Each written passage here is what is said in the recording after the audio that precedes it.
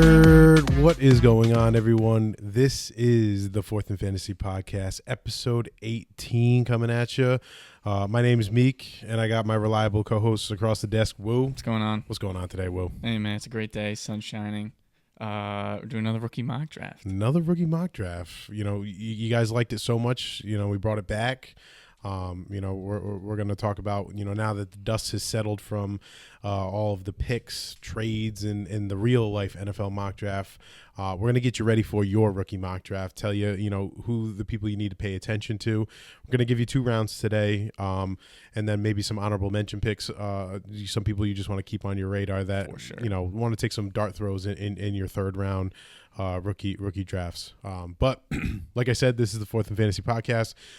You can follow us on our socials, Twitter at Fourth and Fantasy Pod, Instagram and TikTok at Fourth and Fantasy, YouTube Fourth and Fantasy. We've hit 1,040 plus plays, Woo, across Spotify, Apple Podcasts, YouTube. It's nuts. Yep. We love the love that you guys are giving us. And make sure you're giving us a like and a follow on our socials and leave a comment because you might see yourself on the show like someone did. Yeah. Very nice. So we're gonna hop right into it, Woo. So the quick question that I have is actually a comment that a friend of the show, Maxwell Woolley, did on TikTok. Shout out. He left us a comment on our take about Luther Burden. So, you know, with that being said, he had asked us if you guys could flip Rome in a very late 2026 first round pick for Drake London, would you take it with Burden there? Immediate yes. I'll let you go, because I responded to him, but why immediate yes? This is an immediate yes. If you check out another video that we've been doing for Dynasty Trading Room, we talked about Drake London being a cornerstone piece for your Dynasty team, somebody that you can build around for the next 10 years. Absolutely. And be very happy with their production. Sure, the Penix, it's a question mark with him and Penix, but I think the amount of targets that we saw in those last 3 games last year, I think that's... Personally, I'm totally okay with Michael Penix. Like, I think he can be a very serviceable quarterback. I don't know to what level he'll be, but if he's going to pepper Drake London with targets, I don't care who's throwing on the ball. Oh my God, absolutely. And so that was my comment to Maxwell in the comments was, you know, you're getting a known commodity for an unknown commodity. Like, I know that you love Rome Odunze, I do, right? And you traded for him. But Rome Odunze and Drake London, 2 different they're levels. on 2 different, they're on 2 different stratospheres, you know. So I'm agreeing with you. I'd smash that pick because you have no idea what a very late 2026, you know, first round pick.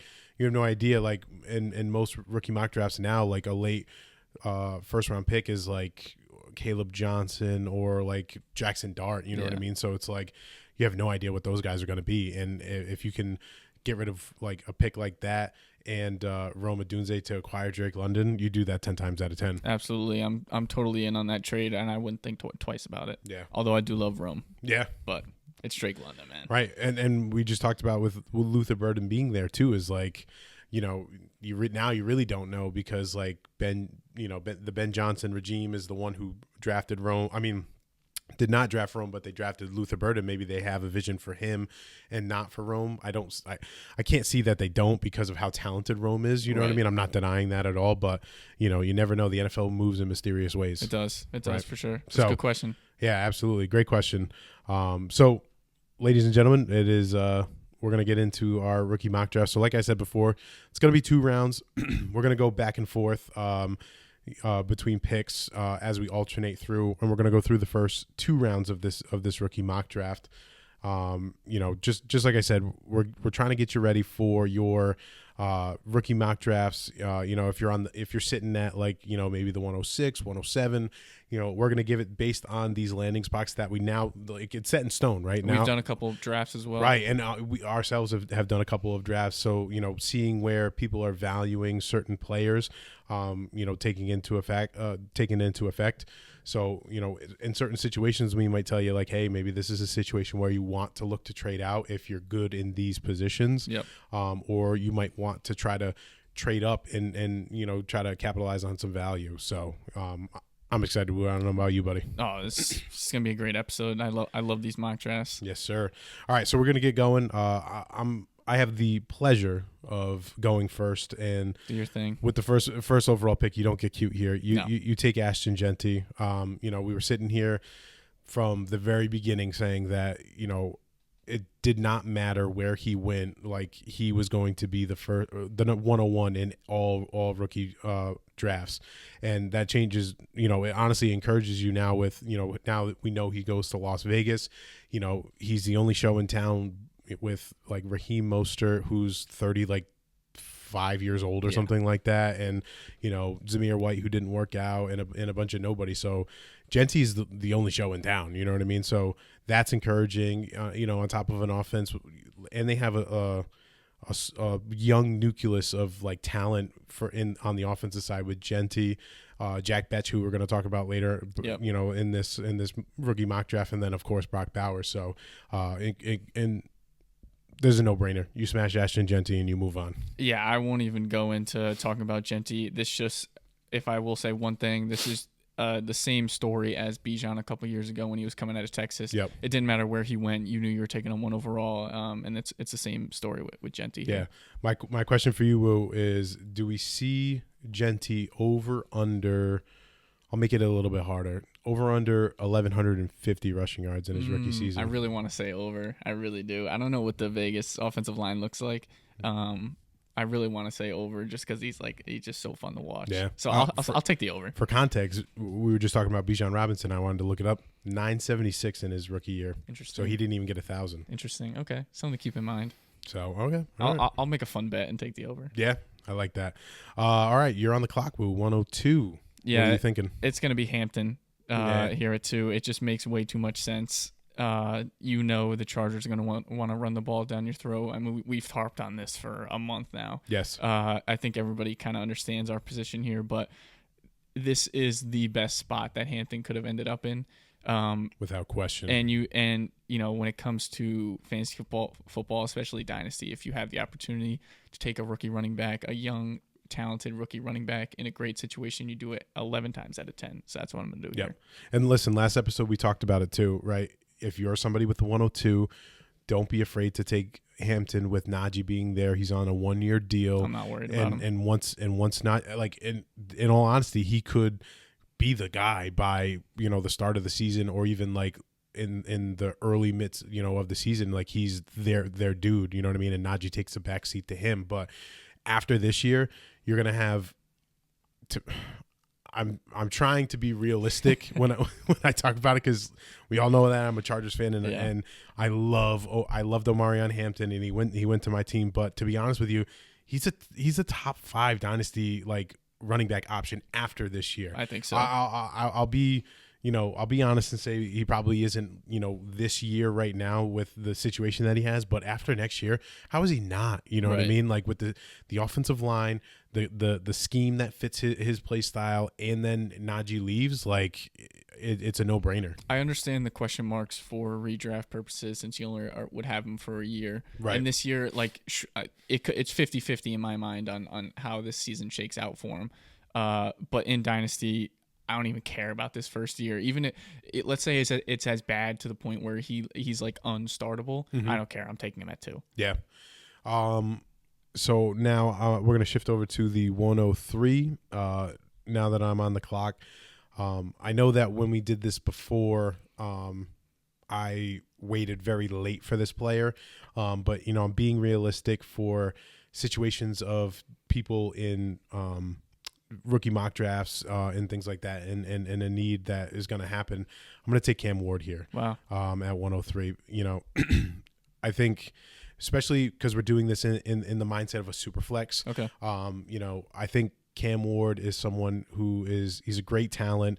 I think personally, if I was based on like I'm thinking of like my team, I wouldn't go for Cam Ward. I would probably go like receiver. Mm-hmm. But I know there are plenty of people out there who that are in Superflex that are dying for a quarterback, and this is hand up, right? Well, but this is the assurance for you that like Cam Ward is the guy you take, and you're going to be fine. Like, it might be shaky in this first year, now that the dust is settled. Tennessee really didn't invest in the offense like we thought that they would. Right. You know what I mean? Like, they still have Calvin Ridley, they still have Tony Pollard, and then they took Io Maynor, I believe. Yep, Io Maynor in the 4th. They took another. I think they took another. Gunnar Helm. Yep, they took Gunnar Helm and then undrafted Restrepo, who Yes. played with Cam Ward. Yep. So nothing that like makes you like blow your socks off. That like, oh my god, like he's gonna have some weapons. But it's enough that's gonna get him through year one, and gives you kind of a solidified starter for years to come. Yeah, I think this third overall slot. I think 3 through 5, there's many different combinations of ways that you can go. Absolutely. And I think 3 through 5 specifically is very dependent on your team needs. So if you need a quarterback, I'm totally fine with Ward going 3. Yep. There's a couple other names here that we'll get into that, listen, if that's a position you need, go for it. Absolutely. So you're up, Wu, 104. What are we thinking here? There's 2 names here that I've continued. I think I've done 2 rookie drafts now.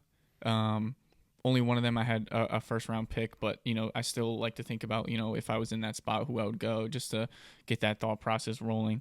And there's 2 names here. It's Travis Hunter and Tet McMillan that I think every day my mind changes. Yeah. In one rookie draft, I ended up going Travis Hunter, and I think I'm going to stick with that here at the 104. I just think the question marks of the receiver and playing corner as well. It's something you have to take into consideration.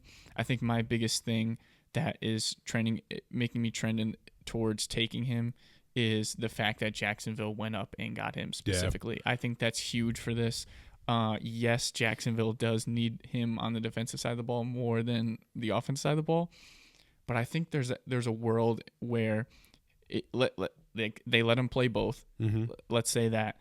And I just think already having Brian Thomas Jr. is huge for Travis Hunter because he can work a lot inside in the slot, and he doesn't have to take that many reps if that's the case. Yep. And I just think there's going to be so much room for him around the line of scrimmage and even like 10 yards past, just where I think he can absolutely eat. No, I absolutely love that pick. And the crazy thing is like now that all of the picks have happened and, beat reporters are able to like interview coaches and things like that. When they interview Liam Cohen, he's like, They're drooling over this guy, but he only talks about offense. Like the plan is to get, Trevor Lawrence weapons and make sure that, he has the necessary tools needed. And he's like, we'll figure out the defensive side later. Yeah. You know what I mean? So with that in mind and them trading up for Travis Hunter, like I do believe that Travis Hunter is going to play more receiver than DB, and I think they're going to prioritize him as a slot receiver, which is pretty much where he ate it up when he was at Colorado, like was in the slot. We've gone over his stats numerous times. He had double-digit touchdowns. He's a stud, and I'm glad that it looks like for now somebody is valuing him as a receiver more than a DB. Yeah, and the thing that goes hand in hand with the move to go up and get him, I forget the GM's name, but he's like this new young guy. Oh my God, yeah. I think he's like 35 or something. He is. So he's like this boy wonder, like, trying to, get his name out there as an NFL GM. So now he goes out and makes this move and you're telling me they're not going to use him on offense. Right. Like they are going to make it known that this is the reason why they drafted him. Absolutely. So I'm not even going to hem and haw back and forth. I'm going to take Tet McMillan at the 105. Yep. I don't know why, but he is so disrespected right now in the rookie drafts. He fell to what, 11 in our draft? He fell to 11 in ours, and then I think the Creator League one that we do, I think he fell back quite a little bit as well. Yeah, like, I think you're right. I don't understand why, and I don't know if it's the landing spot, which this is the landing spot that we wanted for him to go. We sat here at this table and said, if he could go to Carolina and you get Bryce Young, an alpha one, wide receiver, like he's a smash play. And, being able to get him at the 105, like you should be absolutely ecstatic being able to get Tet McMillan at the 105. We've talked about it before with the skill set. People are going to try to tell you that he's only a possession jump ball guy. That is not the case. We sit here, we watch the film, we've broken it down. He can do everything. You know what I mean? He can work in the slot. He can work as an X. He can work as a Y. And, the landing spot in Carolina, not having to essentially compete for targets, you know what I mean, with he has Leggett, which I like, but Leggett's not the same caliber receiver as Tet McMillan, nor is Adam Thielen or Jalen Coker. So you have a stud receiver, at the 105, like it's a no-brainer for me. Yeah, McMillan is what I was mentioning earlier when we get to that 103. Basically, Ward, Hunter, and McMillan. Interchangeable. When it comes to that third pick, I think it's all up to what your team needs, and I'm not mad at whoever you end up taking, depending on what you want. But the McMillan slide is crazy to me. I desperately tried to get back into the first. Yes. The fact that he was sitting at 11, it's just nuts to me. I get everybody has different, thought processes behind fantasy, but he was the 8th pick. Like, that's huge draft capital, especially when guys like Todd McShay were saying he's not, the earliest he can go is 12. Yeah. And there was a lot of mocks where he was at the back of the first. I even saw him in the second round a couple times, which is crazy. Right. And I was listening to another podcast, and they brought up the stat that actually, like, it makes so much sense. More times than not, like, especially receivers, if they're projected to go in the top 10 and they go in the top 10, they work out like crazy amount of times. Like, you think about, like, of recent history, receivers who were taken within the top 10 that, or I think it was top 15 actually, that work out. Like, you have like Chase, you have Waddle, you have Devontae Smith. Like, there's so many stud names that, and you throw McMillan in this, like, I don't see how it doesn't work out. Yeah, and like, when it comes to the tape, he had 2 drops last year. Yeah. Like, the guy just has Reliable. magnets for hands, and that's going to be huge for Bryce Young. And again, we talk about the talent around him in the wide receiver room. It's not that good. No. Like, he can easily walk into the wide receiver 1 role sooner than I think people understand. Absolutely. So moving on with 106, you are on the clock. What are you thinking? Yeah, so, the top 2 receivers in my mind come off the board. Ward's already gone. I think there's going to be some draft scenarios where Cam Ward could be sitting here, in which case I don't care what my quarterback situation looks like. I'm definitely hammering that. Yep. But that's not the case here. And I think I'm going to go Travion Henderson. Okay.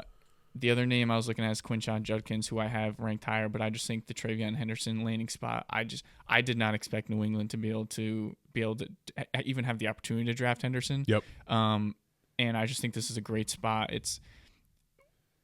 Ramondre was just not used enough in the passing game. So let's say that's how Travion Henderson's NFL career starts, as a pass catching back. That is what you look for in running backs when it comes to fantasy. Absolutely. Look at Gibbs. The fantasy value from that is crazy.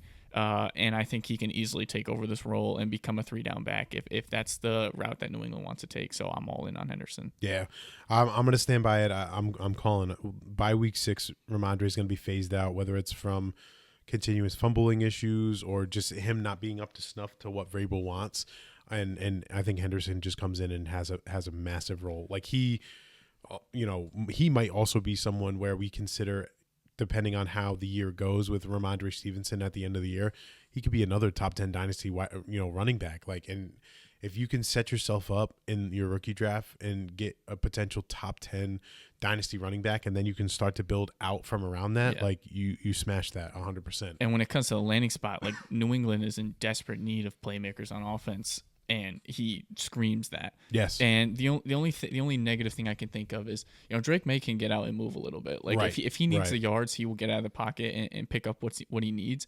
But I just think when you draft Henderson, you know what his skill set is. So to think that he's going to be limited on his targets, I think is crazy. Right. They're gonna use them. And that's the whole, like, the missing piece to the Josh McDaniels offensive scheme is, like, The James White. Yes, exactly. The James White, the Kevin Harris, the Danny Woodhead.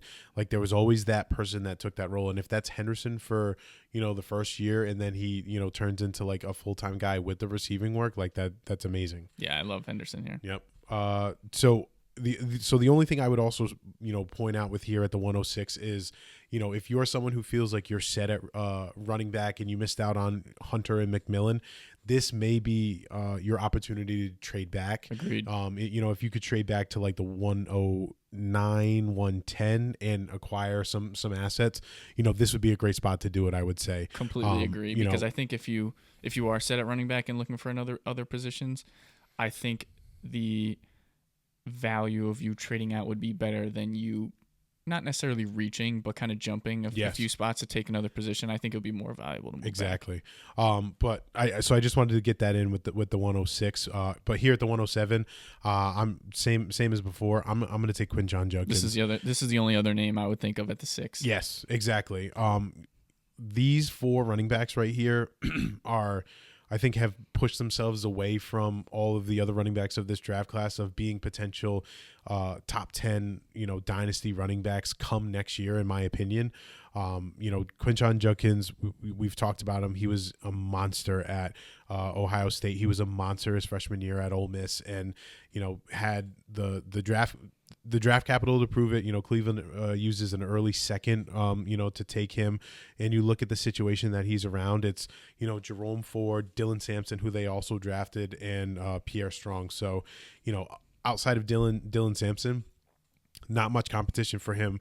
No. The only thing that would worry me is the quarterback situation. Yeah. But I feel as though with Kevin Stefanski and the scheme, they're going to lean on him running the football to set everything else up for it, which is a smash play. Yeah, when we ran through our rookie profiles, like I was in love with Judkins from the jump. Like he's still my 2 when it comes to, talent wise. Yep. Out of this running back class, and in Cleveland, like I was always under the impression he could be a 3-down back. He is absolutely going to be a 3-down back in Cleveland. Yes. Like so fast. The backfield is his.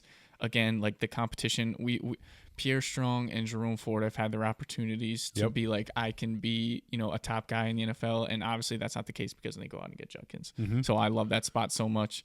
Again, with that Henderson pick, the pick before, Judkins was the only other name I was looking at. Yeah. And with that pick, or just Judkins in general, he's a sneaky play for me, this year, where I could see him outperforming the other 2 running backs that are ahead of him, Hampton and Henderson. I could see him playing them, just due to the situation that Henderson and Hampton have to deal with, and he has a wide open situation. Yes.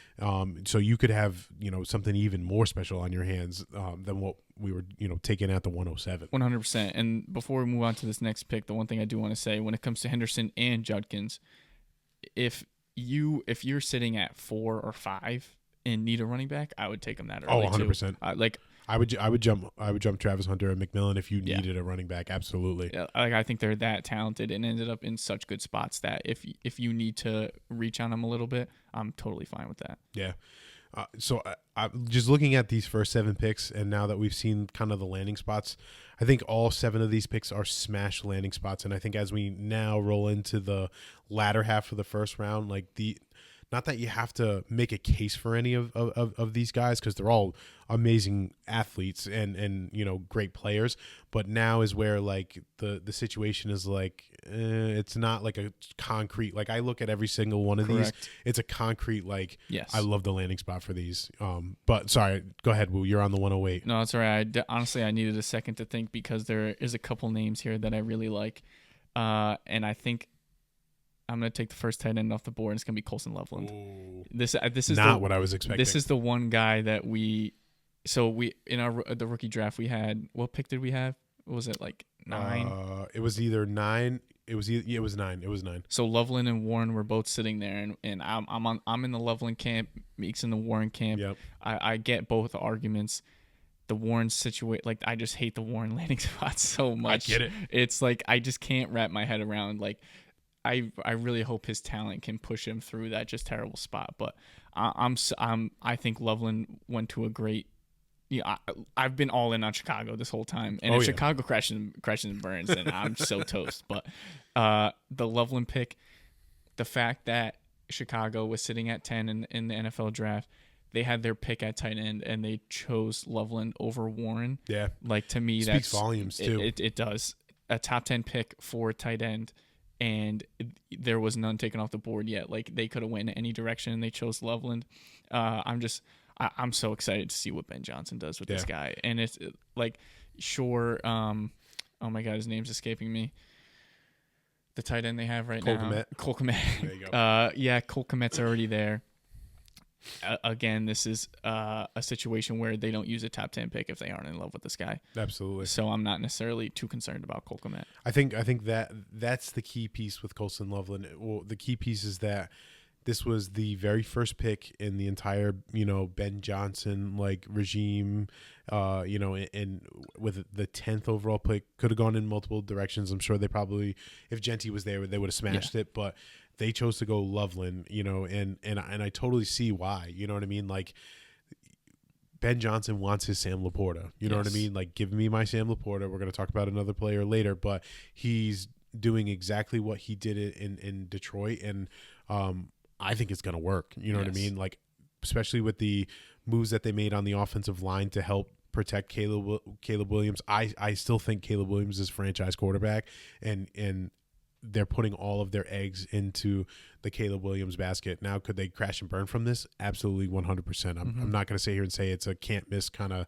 opportunity, but they're doing everything. Like, they're talking like, you know, Caleb Williams is their dude. Absolutely. And Loveland's a key piece in this. And I think this is a spot for Chicago to use 2 tight end sets. Like, I think Kmet and Loveland can both coexist. Yeah. And I think they would use Loveland more as a receiver. I'm just looking back at my notes when I was looking at his film. Like, he was making linebackers and DBs miss. Like, it wasn't just, you know, he's a mismatch for linebackers. Like, he was confusing the hell out of defensive backs as well. But I'm just looking at, like, the rest of their roster, because you don't take Loveland unless you have a couple of guys who you expect to, like Durham Smythe, like he's going to be your blocker, like hand in the dirt kind of thing. Yep. Even though I think Loveland can do it, I think they're going to have him either as like the setback behind like Smythe or Kmet, or in the slot to, you know, be the skill position guy. And I hear the Warren argument. For me though, you know, I'm going the Loveland route. Yeah, I respect it. So I'm up with the 109. Wu, I bet you think who I'm going to take, but I'm not going to. I'm going to go Mr. Emeka Egbuka. Okay.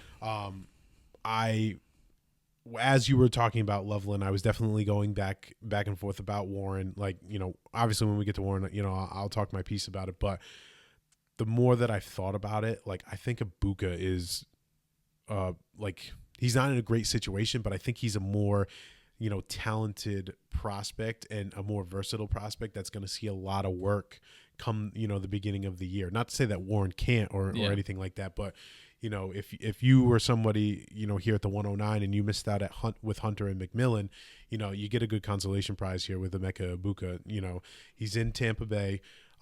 I personally believe that I don't think Chris Godwin's going to be ready come week 1. No. And, you know, Chris Godwin is their slot guy, you know, and all Egbuka did was eat up in the slot at Ohio State. So I see Egbuka coming in. I think he beats out McMillan, and I think with this pick, because they took him in the first round, 19th overall. Yeah. With that move, they tell you what they feel about McMillan. I know there was hype for, you know, I had the hype for McMillan in the offseason, you know what I mean? And I thought he could be something special, but, you know, clearly they see him as something less than.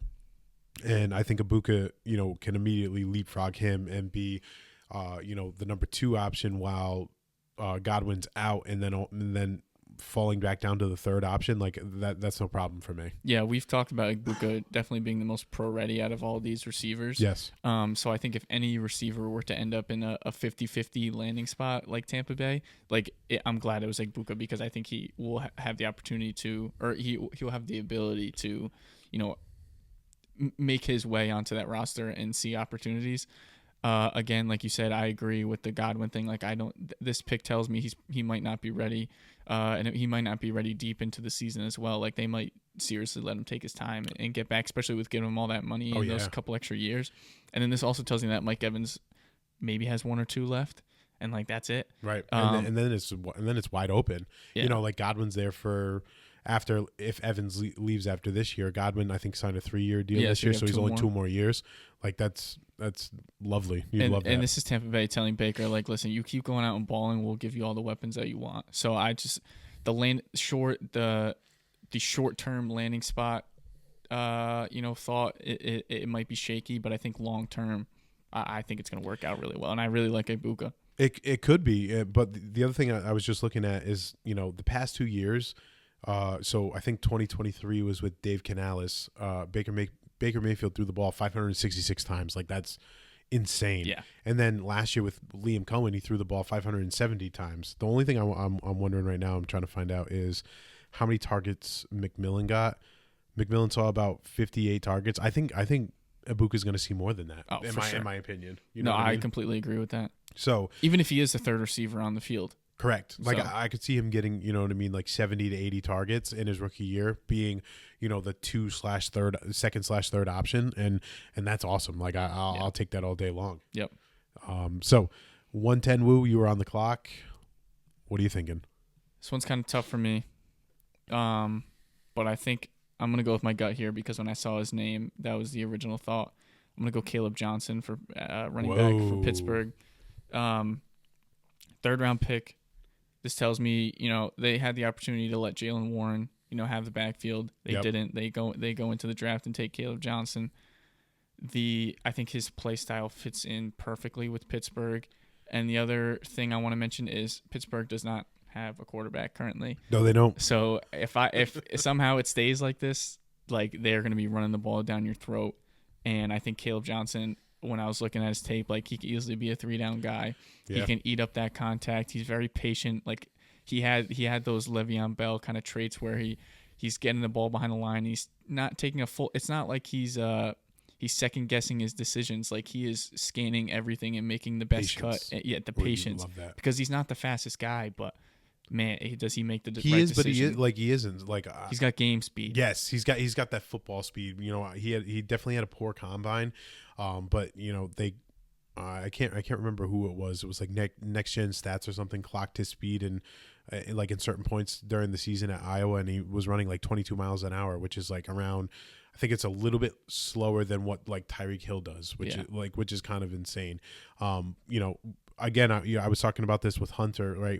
Now that the dust is settled and beat reporters are able to talk with the coaches, the word that I picked up when they interviewed Mike Tomlin about Caleb Johnson is volume. He's mentioned that word multiple times. I will love running that football. He's got the practice with volume. Right. And so if they're going to give him volume touches, kind of like they did Najee Harris, like that's a great running back to have at the 110. And he's 20 years old. Right. He's a little baby. Hasn't even had his first drink yet. You know what I mean? That's crazy. But no, I love that pick. But here at the 111, I'm going to let the slide's going to stop here. I'm going to take Tyler Warren. Okay. So back to the conversation that Wu and I had when we were in our rookie draft, the case I made for Tyler Warren, because I think when it first happened, I was disgusted with the pick. Even though I predicted it, it wasn't something that I wanted at all. But the more that I thought about it, and somebody kind of put it to terms, for me, was that you look at Brock Bowers and he had Aiden O'Connell and Gardner Minshew throwing the ball to him, who we can all say they are subpar quarterbacks, and he gave out a tight end one season. He was, essentially he was the only show in town and just ate it up. Yeah. You see the parallels in Warren's situation, and I'm not saying that Anthony Richardson is greater sign than Gardner Minshew, but like it's a similar situation. The only person he really has to compete for targets is Michael Pittman, maybe Josh Downs, but I think. With them taking Warren with the 14th overall pick, they're going to expect him to be the focal point of this offense. And I think he's going to get major targets. And if he doesn't have, if it's Daniel Jones and Anthony Richardson this year, whatever, this is dynasty we're talking about. Yeah. We've talked about this next year of rookie quarterbacks is going to be phenomenal compared to what we just got. So Warren at the 111 is like a huge value in my opinion. No, I get it. And listen, when I say I'm torn on Warren, like it has nothing to do with the talent. Like I love his game so much. Like if the Jets took him at 7, I would have been jumping for joy. Like I'm not gonna sit here and lie about that. I think you just gave the reason why to take Warren at 11. I'm gonna go on the flip side here, and if you're sitting, let's say from the 9 to 11 spot, we can even throw 12 in there just because it hasn't happened yet. Yep. If you're in a draft where you're starting to see Warren slide, and you're kind of on the fence about him, and there is someone actively trying to move into that spot to take Warren specifically, to me that would be a situation for me where I would be moving back and taking other picks in as well. Sure. I think that's a good option if you're not someone who's convinced on the Warren landing spot. Absolutely. And I don't know. I'm just gonna stick back to, what I saw on tape, what we felt, through the whole pre-draft process, and Warren was our clear-cut runaway, like number one guy, and I'm gonna stick to that until, the landing spot or his talent proves me otherwise, Mhm. or Loveland proves to me that he's more talented than what we saw on tape. Yeah, I hear So. it both ways. Yeah. So we're gonna round out the first round. Wu, you're here at the 112. Yep. Which way are we gonna go? I'm gonna go. There's like a couple names there that I like, and it's like now we're getting to the part of the draft where I think if you're in the top 7, I think there's just like names that you have to take. For sure. Even yes, you have to take into consideration the build of your team, but I just think with all rookie drafts, like there's names that it's really hard to pass on. Yes. And I think once you get to this part of the draft, you can take in your team needs, but then also kind of just taking shots. And, if there's someone that you're really convicted on, you should be all in. And I'm not mad at it. For this spot, I'm going to go Matthew Golden. Okay. Matthew Golden out of Green Bay. Interesting. I just think, listen, we've seen the inconsistencies at Texas. I don't know if that's all his fault because the ball was spread around so much. It's not like he was their bona fide number one target and he just didn't perform. That's just not how the Texas offense was run. And Matthew Golden being taken in the first round by Green Bay, Green Bay has Christian Watson. They got Jaden Reed. They got Romeo Doubs. Like they've had all these names the past couple of years, and nobody's taken that step to tell Jordan Love, like, listen, I'm your dude, and we're this is how we're gonna run our offense. The fact that they went out and got Golden in the first round tells me that they are still looking for that number one, and I think Golden can be that. Especially, I think the other thing that helps Golden is the fact that there's already all those kind of names around him already that have already been with the team. I think that'll really help him ease into this NFL transition and take some eyes off of him in his rookie year. And anybody who gets paired with, there's just certain guys certain coaches in the NFL that no matter what the talent, I just love that they're on that team. Like Sean McVay is one of them, and Matt LaFleur is the other one. It's just, the creativity on offense with Matt LaFleur it is astounding, and the Matthew Golden speed, I think it's going to be dangerous, man. I think it's going to be really dangerous. I get it. You can't teach speed. I'm trying to figure exactly out what the because I think in a couple of years, excuse me, I think 2 of the receivers are out, whether it's Watson and Dobbs. I want to say it's Watson and Dobbs. It's definitely Watson. Yeah, and I think Watson tore his ACL in the last week of the season last year, so I don't think you're going to see a lot of him. So the situation could open up for Matthew Golden if they get rid of Dobbs and Watson, or just get rid of one of the two. That's one less name that he's got to worry about. So it's an interesting spot. I've said he's the biggest question mark in this entire draft, but he's got a reliable quarterback. I mean, I think we both agree that we trust Jordan Love, to be a franchise quarterback, right? So because he went to a situation like this, I'm optimistic that he can pan out. But had he gone to like an Indianapolis Colts situation, or somewhere where New York Giants, where the quarterback situation is unknown, I could see him getting kind of lost in the sauce and not being able to pull it out. But we rely on good franchises that in the past have shown us that they can build talent or just be a good overall football team, and that's Green Bay without a shadow of a doubt.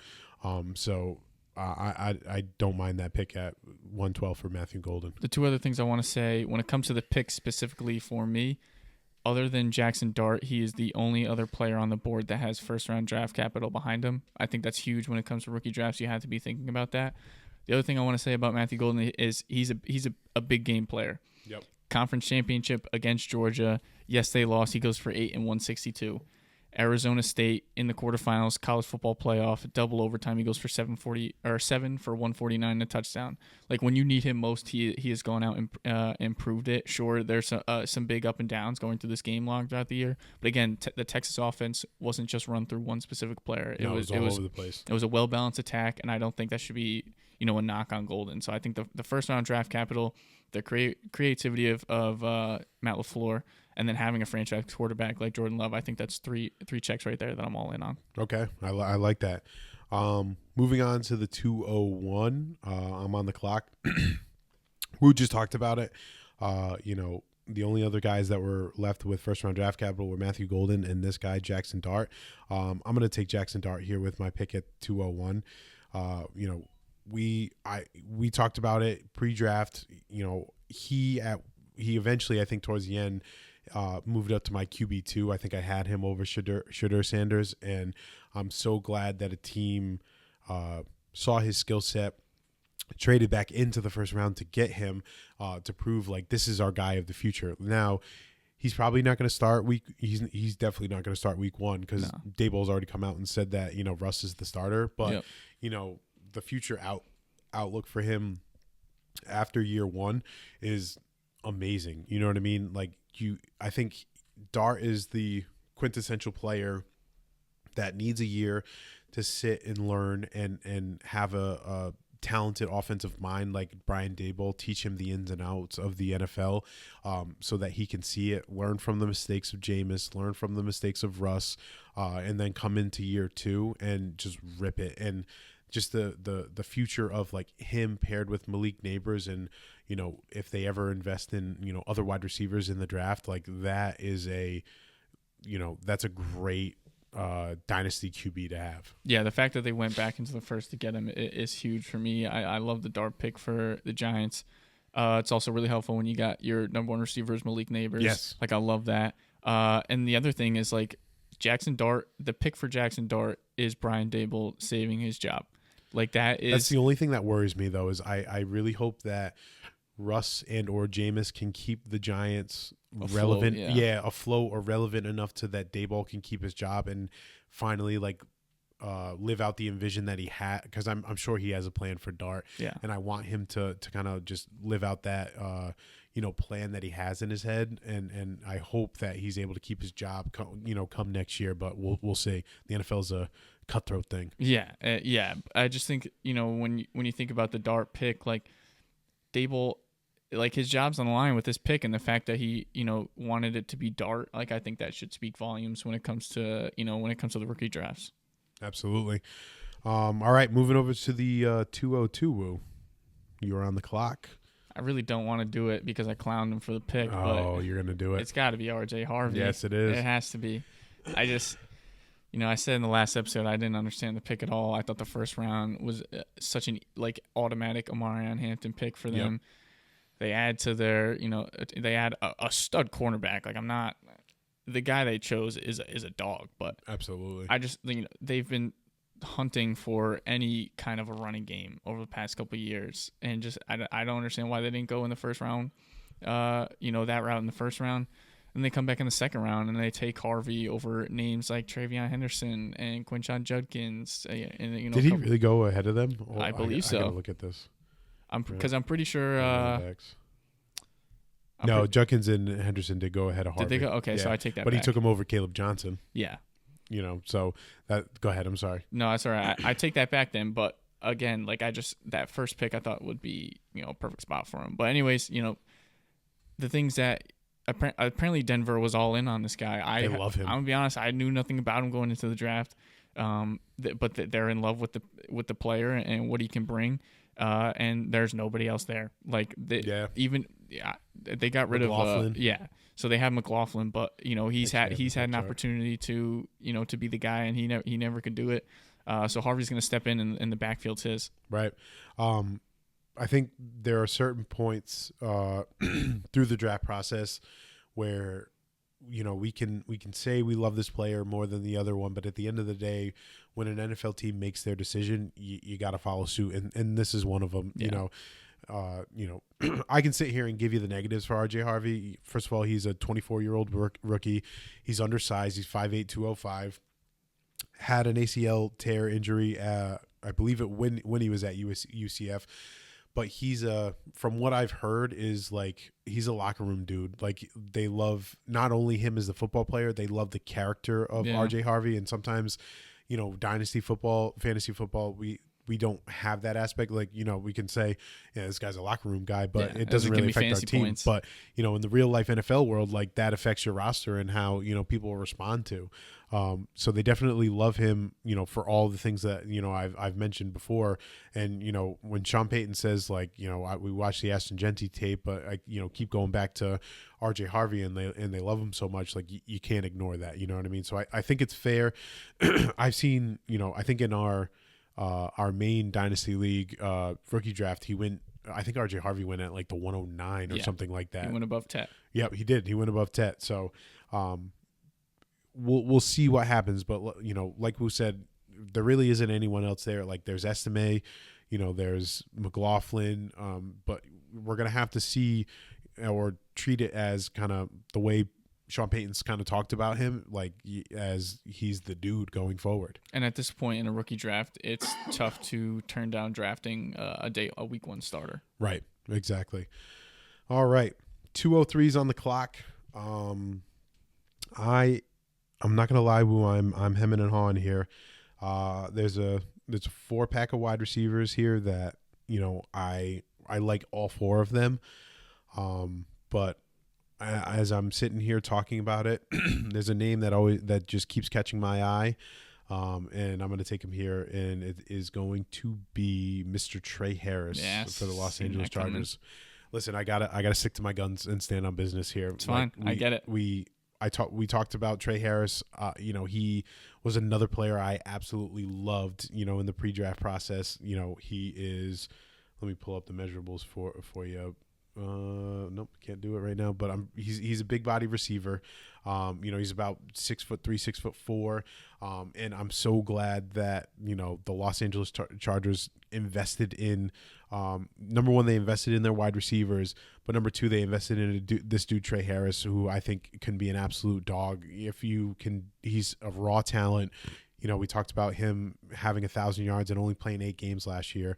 But if you can develop him as an NFL pro ready wide receiver, and I'm being bullish and biased because I'm a Chargers fan, but he could be a, Jamar Chase, just absolute alpha dog that, dominates the field when he's on the field. Yeah. So I confirmed it for you. 6'3", 210. Yeah. So the measurables are there for sure. I think the landing spot is so good for him because, Lad McConkey's going to eat up between the numbers within 20 yards, and they miss that X receiver that can take the top off of defense. And listen, I love Lad. I think Lad's he's an amazing receiver and he's talented.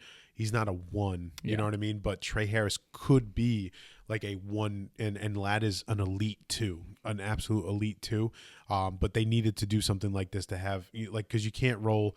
We talked about Quentin Johnston and, we talked about breakouts and this is the year for him to prove it, but you can't put your money on Quentin Johnston to finally break out in year 3 when he hasn't done it in year 1 and 2, or you can't put your money on a, 30-year-old Mike Williams, and listen, I love Mike Williams. He was a great Charger, but, investing in the future like this was such a smart move by Joe Ortiz and, Jim Harbaugh, sorry. Yeah, I agree. And then, when it gets to this point in rookie drafts, you got to be thinking about ceilings and who can, have the biggest, who has the biggest ceiling. Like you need to be taking shots and, you don't want to get, too safe and too conservative with these picks. So I think Trey Harris fits that bill perfectly. And again, the landing spot is great. Yeah. It's life is easy when you got Justin Herbert as your quarterback. Absolutely. He's going to throw the ball. I was going to say, and out of this 4-pack of wide receivers that I was kind of going back and forth about, like I kept going back, to the quarterback, and Justin Herbert's probably the best quarterback out of these, for the situation for these 4 receivers. Yeah. But you're on the clock, Wu, 204. I'm assuming you're going to go one of these receivers. Yeah, it's going to be the best player available, Luther Burden. Yeah. From Missouri. Chicago landing spot was tough. I thought Tennessee would be a team that was thinking about him. I'm thinking of the teams that were in that range in the second round. Like the Jets would have been an option. I think Cleveland might have been up there, but I think that's when they went Judkins. Do I have that? Hold on. I can get that for you. Keep going. Okay. But yeah, the landing spot, I'm 50-50 on. I think, Meek, what you've brought up is, this this is a part of Ben Johnson's first draft as the Chicago head coach, and I think that's something we have to take into account. That's not me saying that he's going to overtake DJ Moore and Rome Odunze, but I do think it makes me wonder if they're going to, move on from DJ Moore and kind of, let Ben Johnson's picks, be a heavier part of the team. I think DJ Moore has served his purpose in Chicago, and I think he's 27, 28. Yeah, he's on the latter half. I'm trying to pull up his contract situation for you so we can see. He's not, DJ Moore, he's not exactly, being phased out of the NFL, but it's kind of getting to that point where I think it seemed like Chicago has to make a decision on him before it's too late. But this pick for me is strictly talent. I'm on record saying he's my number one receiver in this draft. I'm going to stay on that. I would have liked him to go to a team where, he might have some more opportunity off the rip. But again, I've been all in on Chicago all offseason. I'm going to stick to it. The creativity of Ben Johnson, I just think will be so important for Luther Burden, getting him the ball, getting, design touches. So yeah, Ben Johnson with a new toy, who wouldn't want that? Absolutely. Yeah. So a couple of things I looked up for you. So there were a couple of teams that could have been interested in, right? Houston at 34, they went a different route for receiver. They went Jaden Higgins. Cleveland could have taken one at 36. I think New England could have taken one instead of Henderson at 38, and that would have been a great option. But, I didn't like the spot at first, definitely. But the more that I thought about it and the more that I kind of framed it akin to the situation that Ben Johnson was in Detroit, he takes Colson Loveland at 10, like he gets his Sam Laporta. He takes Burden at 39, like he is their Amon-Ra St. Brown. Looking into DJ Moore's contract, he is still on the books for the next, I think it's 2 years, right? No, he's on for the next at least definitely 3 years with a potential out in 2028 that they could do that. Move on from. So, he, unless they trade him, I think DJ Moore is there for a good amount of time. DJ Moore is going to be playing his age 28 season coming up.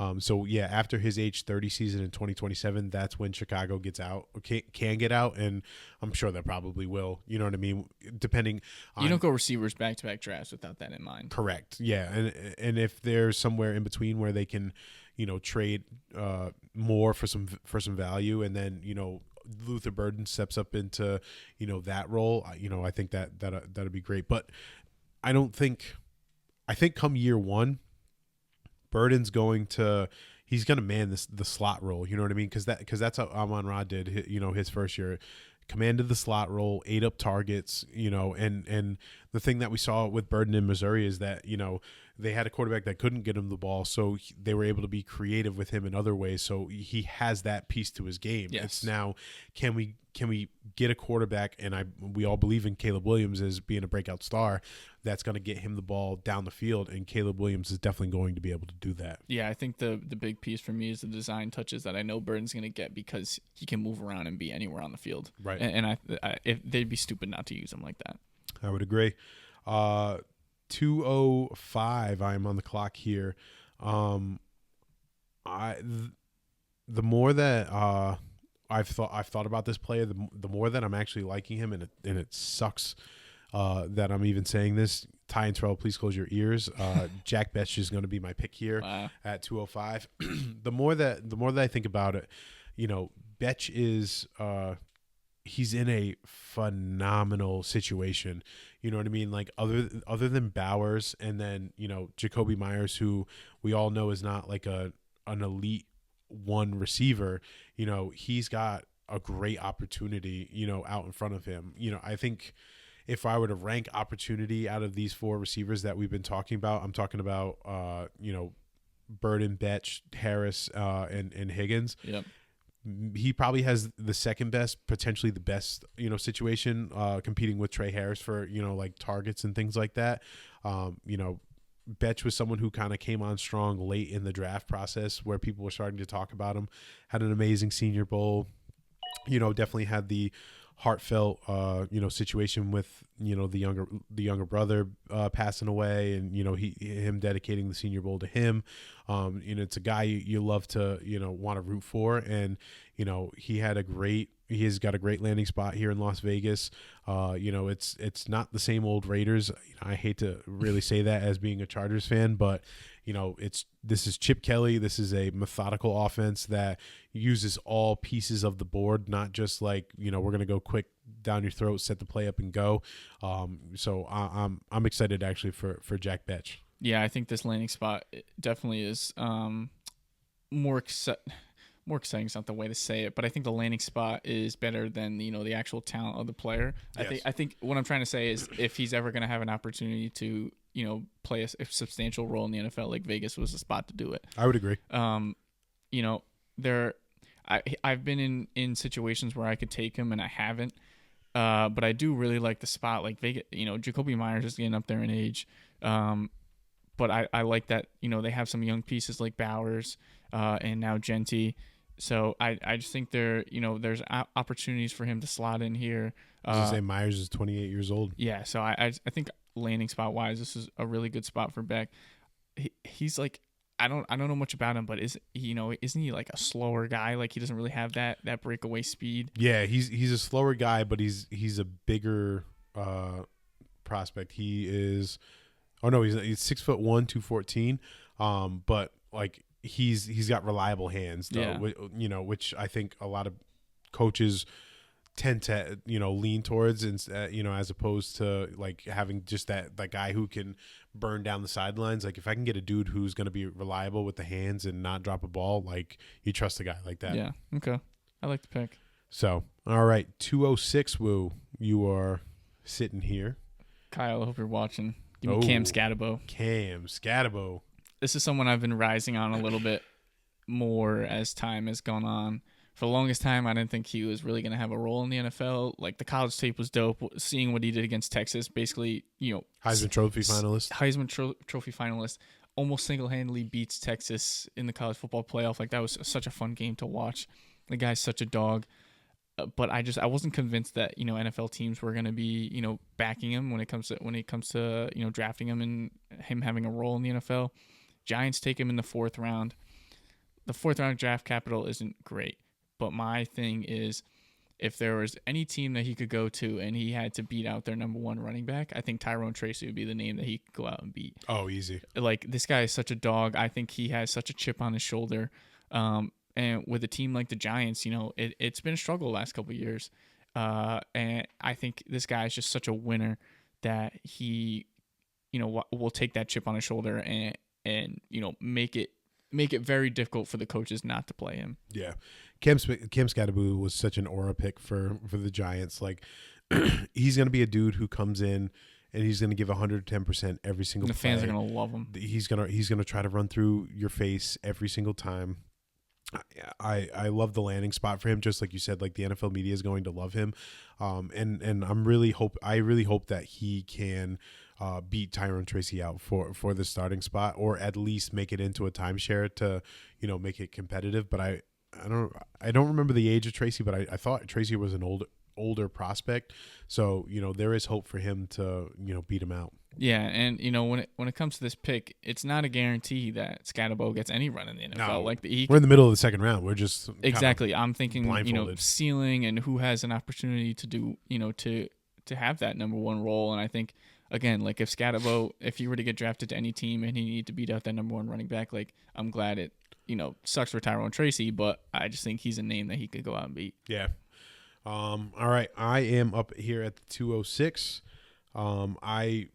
I really thought that I was going to go Jaden Higgins here, but I am not. I'm actually going to go Jalen Milroe. I love it. I was sitting. I think I was sitting here. I think it was the same situation in our dynasty rookie draft. I was ready to take Milroe, couldn't click accept or draft fast enough, and Terrell takes him before me, and I was so upset because I see the vision with this one. Yeah. This one, I absolutely see the vision, and I'm all on board for this one. Like we've talked about Seattle, they signed Sam Darnold to a 3-year deal, and when you look into the details of the contract, they can get out of him, after this first year. And I think that is plenty of time for Milroe. Milroe takes a backseat to Darnold. Seattle's not doing anything crazy, and I think what they'll see is come midway through the season or around like week 10, if they're a playoff team, sure, that's great. Let's keep rolling with Darnold. If they're not, like, they're going to start the preparation of like, let's get Milroe ready, and the more people I listened, kind of talk about Milroe, a lot of people compare him to Lamar. We know that the rushing side is there, and we've talked about, as a tip, you want to invest in dual threat quarterbacks because they're such a great asset to have in fantasy football.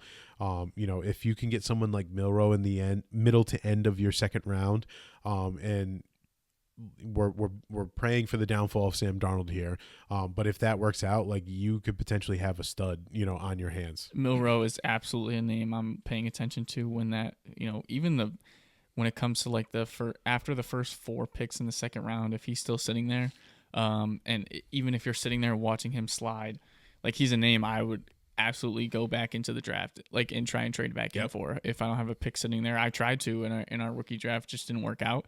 But he's absolutely an investment, and I think even if we would be having to prey on the downfall of Sam Darnold, but I think even if Darnold does have a solid good year, like, he plays the whole time, I think time is on Milroe's side. Yes. So I wouldn't be too upset. Like I said, this is an investment. This is not someone you're picking and what you're getting week 1. We have no idea what we're getting week 1. No. And Seattle made the moves in the offseason to say that, like, not that they're waving the white flag, but I don't think they're rebuilding on the fly. Right. They're rebuilding on the fly. I don't think they're expecting to make the playoffs or anything like that. So if in the meantime, they take a year and a half to develop someone like Milroe, like, that's totally fine. Yeah. And then once he gets going, it's like, okay, let's load this guy up and let's go for it. Like, Jordan Love sat for what, 2 full years? Not saying, this is a Jordan Love. He sat longer than that. Yeah, I think obviously. Like 4 years. He was sitting behind Aaron Rodgers, and the Packers have a rich history of drafting a quarterback, and then they play there for 15 years and they work out really well. Exactly. But just the fact that because the NFL has moved on from taking a quarterback and giving them time to adjust. Patrick Mahomes ruined that for everybody, and even he sat for a year. Correct. But that part of the NFL is gone. So now everybody, quarterbacks get taken early, and it's like, all right, this guy better be a stud week 1, otherwise he sucks. Right. So I just think time is definitely on Milroe's side. And the value here would just be sick in the middle to the back. Dude, half I'm telling you, round. I'm kicking myself that I didn't end up getting Milroe in our dynasty league, because I think he's going to be such a stud. I tried really hard to get back in, but it just didn't work. All right, 207. Or no, is this 208? I'm doing it backwards. 207. 208. 208. Yeah. You're on the clock, Woo. I am. And you're going to take? I don't know who I'm going to take. Actually, that's not true. I do know the name. I was thinking about it while you were talking. I'm going to go Jalen Noel. Whoa. Yes. Jalen Noel is the pick. Why? And I think why Noel over Higgins? It's based on our conversation that we had last episode. So yes, Higgins gets picked in the second round compared to Noel in the third round. I was to say, I think he was the first receiver out of all of them taken in the second round. Was he? Yes, he was. Yeah, okay. He was the second pick of the second round. Okay. So go ahead. Sorry. I just think this is definitely based on the conversation we had last episode where Higgins and Nico Collins are just like so similar to where you would think that Higgins, is being drafted as an X for a team that, doesn't have one. And because Houston already does, like, I just think Noel can have a more comfortable role in the offense, I guess is what I'm trying to say. I think he fits in a lot better, with Nico already being on the field. I could, this could be totally wrong and Higgins goes out and he's a smash play. There's a reason why I took him, a round earlier. But that's a scenario where I have to see it to believe it. It doesn't make sense in my head quite yet. So that's why I'm going to go Noel here. I just think his profile will be an easier fit week 1. Yeah, I would agree. I'm going to take Higgins here at the 209. Again, we love the prospect of Jaden Higgins. I think in the pre-draft process, I liked him more than I liked Noel just because he was a bigger frame guy. had great numbers on, yards per route run and things like that. Definitely hurt with the landing spot with Houston, like we've been talking about. But there is a potential where like maybe he plays opposite to Nico, and earns some targets there, or Nico isn't the epitome of health, right? Like he misses time. Yep. And I think that's what Houston did in this draft, is that they heavily invested in their wide receiver room to give CJ Stroud options week in and week out. So whether Nico is hurt or Kirk is hurt or Dell's not playing, they have these 2-pack of receivers here that can immediately step in and produce, and if you're getting targets from CJ Stroud, like I'm gonna invest in that here at the 209. Yeah, I think because these guys just went back to back. I think if you end up with either of them, I'm can't happy. go wrong. Yeah, I really don't think you can go wrong. It could just come down to preference or whatever the situation may be. But I think if you end up with one of these guys in your draft, you're happy. Yeah. All right. Well, 2:10 on the clock. Is it time? It's time. Shedeur. Let me put it to you this way. I don't care about the draft capital because we all know he's a 5th-round pick. He's been the biggest story over the last week and a half. You're going to tell me that because he's easily the most confident guy in this whole draft. Easily. He has the NFL pedigree with Deion, and we all know what kind of player Deion was, both on and off the field. Flashy guy, wants the cameras on him. And listen, I'm fine with that. Some people like that. Shedeur's the same way. Apple doesn't fall far from the tree. If you're going to tell me that the most confident guy in this draft, and then this massive slide happens, and then Dylan Gabriel gets taken before him, and then the same team drafts Shedeur Sanders. It's still the dumbest move I've ever seen in my life. It is. You're going to tell me that this guy is going to have the biggest chip on his shoulder for the entirety of his NFL career. If I'm him, because I'm a real competitive person, but there's a reason why Shedeur Sanders is in the NFL and I'm not. Yep. If I'm him, in my locker, picture the Cleveland Browns locker room. Yep. In the locker, I have the entire draft board from my draft, and I have everyone's name up there, and then I have all the QBs, and then I have mine circled after all of those names, and I look at that every single day, and I just go out and beat the hell out of everybody. You're gonna tell me this kid isn't gonna go out and work so damn hard? Like I think the NFL, first off, I think they messed up because he went so late. Second, I think they messed up because I think they pissed off the wrong kid. Yeah. Over under. I'm trying to think of how many games I think Shedeur starts. Over under. Let's set the line at 6.5. Games played. Games started this year. Yeah. I really want to say over. I really do, and I think I'm gonna go over. I can't. I don't see the world where Dylan Gabriel is the better option over him. I really don't. I think that's a foregone conclusion that he beats out Gabriel in camp and leapfrogs him for a spot. But then I guess my question is, who is Cleveland's starter week 1? You would think it's Watson, right? But then he ruptured his Yeah, Achilles. he's out. I'm not even thinking of Watson. I think it's between Flacco or it's Kenny Pickett, and it's I don't know, because they traded for Pickett. Yeah. Maybe they want to see because they traded for him. I forgot they have Flacco too. And then it's such they a signed weird Flacco. scenario. Oh my God. 2 of those guys have to be gone before the season starts. I would hate to be the quarterback's coach of this room here, and try to figure out who the guy is. 2 of those guys have to be gone, right? Before the season even starts. Yeah, because you're not getting rid of Watson because you put so much money into him. I don't think they can. I think that's the biggest issue. Right. They can't. So then it's you're keeping Shedeur unless he gets. You're not cutting Shedeur. No, I don't think you cut Gabriel because he's your 3rd-round pick. So then it's Pickett and Flacco. Right. I don't know. It's such a mind blowing thing to me just to even think about, and I might change my mind 2-3 different times during the season, but who knows? I think right now it's Flacco, but could be Pickett. You know what I mean? Could be Shedeur. Who knows? And landing spot and whole draft slide situation aside, when it comes to strictly Shedeur Sanders as a prospect, when we were going through the profiles, I had him as my number 2, behind Cam Ward. He can easily be a game manager in the NFL. He doesn't have the sick legs that a Milroe does. Maybe he doesn't necessarily have the arm talent of Cam Ward, but he's somewhere in the middle of that. Just a well-balanced guy.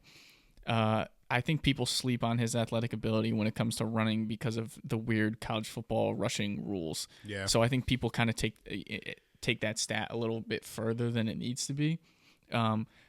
In my mind, I see Shedeur as someone just being a solid NFL starter for his entire career. He's never going to be the biggest, flashiest, big play that you see on Bleacher Report the next day. Like, I don't think he's going to be that guy. Like, in my mind, he's like a Phillip Rivers who started the NFL for how many years? To like 12 plus. Exactly. So I just think he's a very solid. He can be a very solid, consistent starter his entire career. Maybe he has crazy playoff success. Maybe he doesn't. But I think you always know what you're going to get out of him. Yeah, absolutely. All right, we have 2 picks left in our rookie mock draft. I'm going to go way off the beaten path with this pick right here. I'm going to go receiver, and this guy's been rising up my boards a lot. I think I took him in our dynasty league, and I'm very excited about the prospect. It's Kyle Williams from Washington State. He was taken with round 3 draft capital to the New England Patriots, and this right here is, I'm taking the stance that he is going to beat out everyone else in this receiving room because there is absolutely nobody there. Yeah. Kyle pairing with Diggs too. Right. Kyle Williams is a 5'11", 190 pound, guy ran a 4.4 at the combine. He's a speed threat, has, yak ability, the whole 9 yards.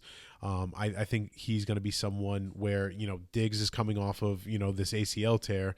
They say that he's, running around taking routes and things like that. I don't believe it for a second. I think come the end of the year, Kyle Williams is the guy you're going to want. If you're a Drake May manager, like stack that. You stack this immediately. You know what I mean? And the only reason why he's even, I'm putting him here in the 2nd round. I've seen him go in like middle of the 3rd round. Like people don't even know this guy even exists.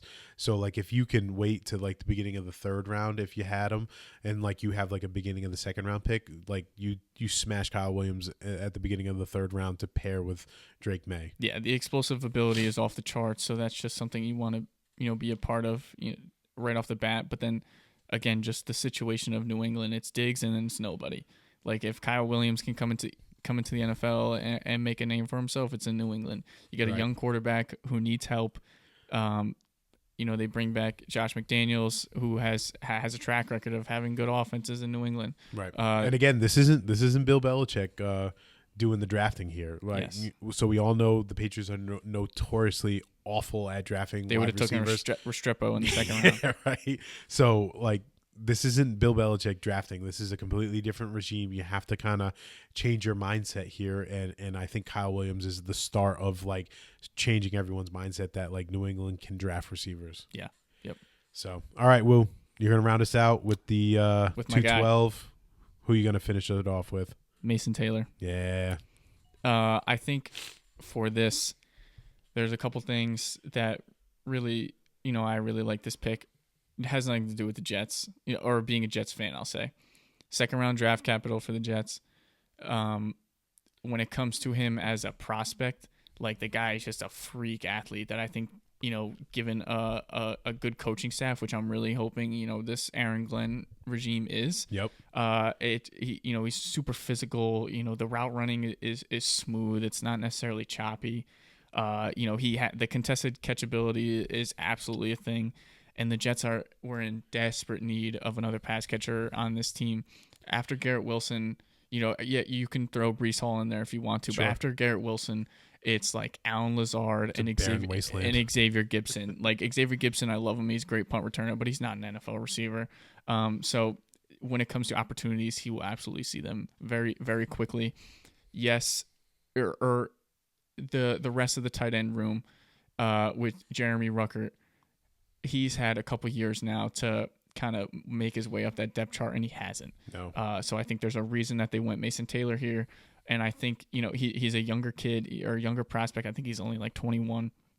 So I think with the athletic ability, the youth, and then also being a son of an NFL player, which I don't really know how much that plays into it, but when it comes to genetics, I think I'm going to take the kid where his dad was an all-time NFL player. He's a Hall of Fame defensive end. Exactly. So I just think the situation with the Jets needing another pass catcher so desperately, and the raw talent that Mason Taylor brings to your team, I love. Yeah, I love that pick, and I think he steps in and he's the tight end one from the jump. I think he will be too, because Rutgers had his opportunities and it just hasn't translated. Yeah. So there you go, ladies and gentlemen. That's our 2-round rookie mock draft. But just really quick, a couple of honorable mentions that I just want to throw out to everybody. I know Wu, you took you took Mason Taylor here. I would be remiss not to mention Harold Fannin Jr. Yeah. I think we were talking about him before, last episode, and we looked up the David Njoku contract, and this is the last year of his contract. So, you may have to sit, Fanning for a year, and next year maybe the quarterback situation improves. Maybe Shedeur steps into the spotlight, and then Fanning kind of comes along with him. We've talked to you about the production profile that Fannin brings. Had 1,500 receiving yards as a tight end, which is insane. So he's definitely someone that I would consider. Yep. Trying to go through. I got a name for you because I've sniped him a couple times at the end of drafts, specifically at the end. I think it was the second to last pick in our draft in the 3rd round. Jalen Royals. Yeah. Jalen Royals, wide receiver out of Utah State. He was a 4th round pick for Kansas City. Listen, I don't know where he ends up on this depth chart. I have no idea. But anytime I can get an offensive piece paired with Patrick Mahomes, you do that. You do it every single time. The other thing is we don't know what's going on with Rashee Rice, so that's something that we can think about. Xavier Worthy had a really good end of last year, so I do anticipate him being a major part of that offense. Yep. But if Rashee Rice misses time, like Travis Kelce's 35 now, like there's an avenue. Oh yeah. There's an avenue here for Jalen Royals. Over his last 2 seasons at Utah State, he had like 1,900 yards, 126 catches. So I don't really know what the Utah State football program is like, but anytime unknown. But anytime you can get a receiver that's playing with Patrick Mahomes, I want him. Yeah. Two other names I'm going to give you. I think everyone is memeing on this guy and hating on him, but he is one injury away from being the dude. It's Tyler Shuck from the QB from Louisville. You got to sell me on this guy because I'm out. I don't.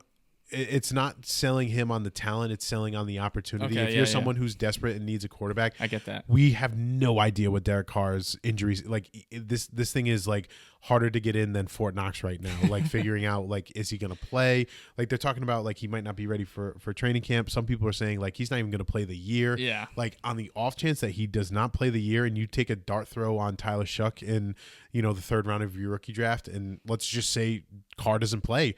You got to start in QB right there, and if you don't believe in the talent of Tyler Shuck, that's totally fine. Trade him, yes. Get some value. Go to the Derek Carr manager and trade him out for a second or something like that, and then you get something. I like that. And then the other person that I want everyone to just be on the radar for, wide receiver out of Arkansas, Isaac Tesla, or I think it's Tesla is however it goes.